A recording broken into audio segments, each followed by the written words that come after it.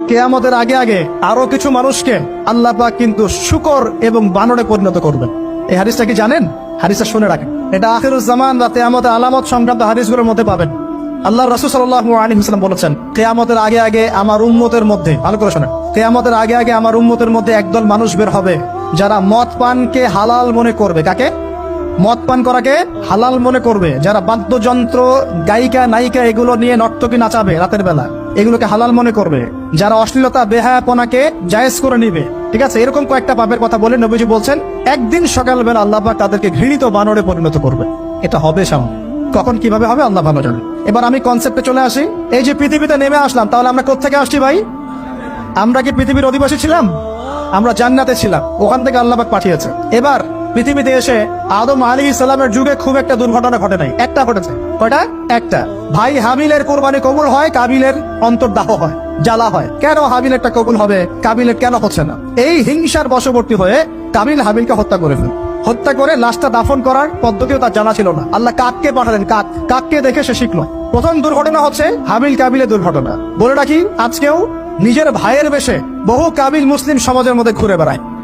নিজের ভাইয়ের লেবাসে, পোশাকে, সুরতেই বহু কাবিল এখনো কিন্তু মুসলিম সমাজে ঘুরে বেড়ায়। তো আমরা কাবিলদেরকে কাবিলের পরিণতি সম্পর্কে সচেতন করতে চাই।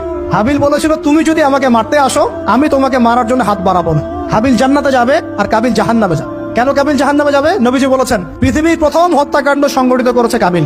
এই কারণে পৃথিবীতে যত খুন হবে, সমস্ত খুনের পাপের একটা অংশ কাবিলের আমল নামায় যোগ করা হবে। বলে নাউজুবিল্লাহ। একটা কথা মনে রাখবেন, সদকায়ে জারিয়া যেমন আছে, গুনাহে জারিয়াও আছে। একটা মদের দোকান দিয়েছেন, যত মানুষ মদ খাচ্ছে, সমস্ত গোনার একটা অংশ আপনার কাঁধে আসছে।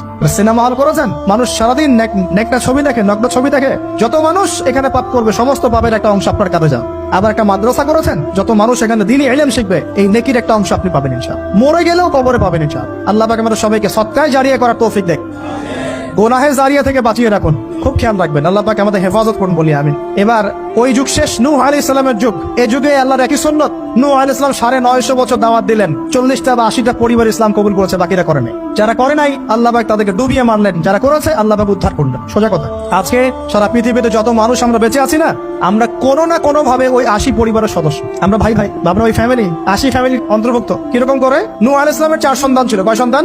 এক সন্তানের নাম হচ্ছে হাম। কি নাম? হাম। হাম ছিল একটু কালো বর্ণের।